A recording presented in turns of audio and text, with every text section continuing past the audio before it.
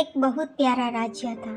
जितना प्यारा राज्य था उतने ही प्यारे और दयालु वहाँ के राजा थे। वह प्रजा का हितैषी था। प्रजा का हित उनके लिए सर्वोपरि था।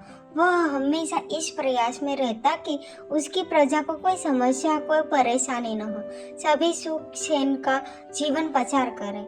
उसके शासन में प्रजा प्रसन्नता और सुख से जीवन व्यतीत कर रही थी। राजा प्रायः वेश बदलकर राज्य भ्रमण पर निकलता और प्रजा की स्थिति के बारे में पता करता। यदि उसे पता चलता कि प्रजा किसी प्रकार के कष्ट में है तो वह उन कष्टों को दूर करने का प्रयास करता है। एक बार वह इसी प्रकार वेश बदलकर राज्य भ्रमण पर निकला। भ्रमण करते करते वह एक जंगल से गुजरा और रास्ता भटक गया। उसके सैनिक पीछे छूट गए और वह अकेला रह गया। रास्ता ढूंढता हुआ वह एक स्थान पर पहुंचा। उसने देखा कि वहाँ एक कुटिया बनी हुई है। राजा को बहुत भूख लगी थी। उसने सोचा यहाँ अवश्य भोजन की व्यवस्था हो जाएगी। उसने अपने घोड़े को एक पेड़ से बांधा और कुटिया में प्रवेश किया। वह एक साधु की कुटिया थी। गेरुए वस्त्र धारण किए एक साधु पेड़ के नीचे आसन लगाकर बैठे थे। उनकी आंखें बंद थी और वे ध्यान में लीन थे। राजा ने देखा कि उस स्थान का वातावरण बहुत ही सुंदर है। पेड़ पौधे हरे भरे हैं जिनमें फूल और फल लदे हुए हैं। पंछी उन्मुक्त होकर उड़ा उड़ कर रहे हैं।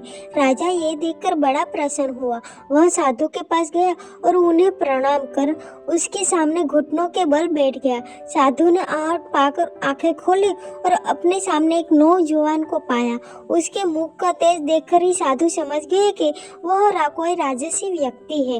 राजा ने उन्हें बताया कि वह रास्ता भटक गया है। साधु ने उसे अपने आश्रम में शरण दी, खाने के लिए मीठे फल दिए। राजा ने कभी उतने मीठे फल नहीं खाए थे।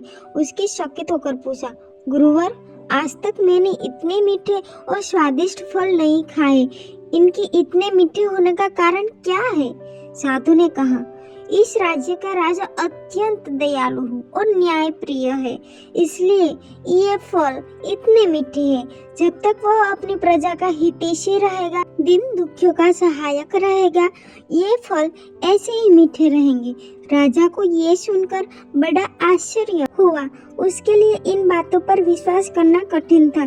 जब साधु से आज्ञा लेकर वह लौटा तो उसने निश्चय किया कि वह इस बात का परीक्षण अवश्य करेगा। उसे अपने सैनिक मिल गए जो जंगल में उसे ढूंढ रहे थे।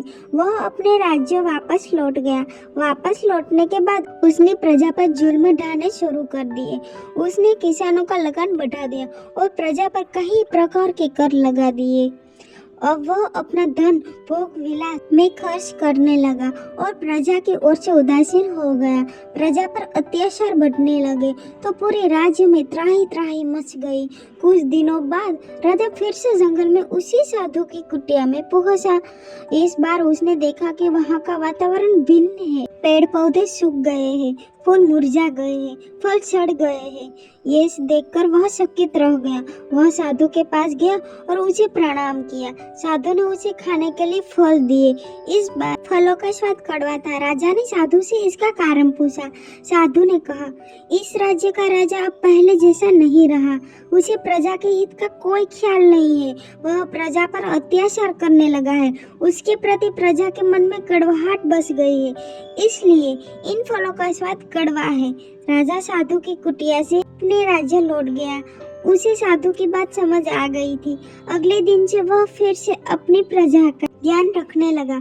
उसके बदलती फिर से प्रकृति ने अपना रंग बदला और हरी भरी हो गई और फिर से पूरे राज्य में खुशहाली आ गई। मोरल, जैसा कर्म करोगे वैसा ही फल मिलेगा। यदि अच्छा कर्म करोगे तो अच्छा फल मिलेगा, बुरे कर्म करोगे तो बुरा। यदि हम किसी को कड़वाहट देंगे तो बदले में हमारे जीवन में भी कड़वाहट घुल जाएंगी। इसलिए हमेशा सबका भला करें। दोस्तों, आपको ये कहानी कैसी लगी? आप अपने कमेंट्स के द्वारा हमें अवश्य बताएं। ये कहानी पसंद आने पर लाइक और शेयर करें। ऐसी और moral stories, motivational stories and kids stories in Hindi, English and Gujarati में पढ़ने के लिए हमें सब्सक्राइब कर लें। थैंक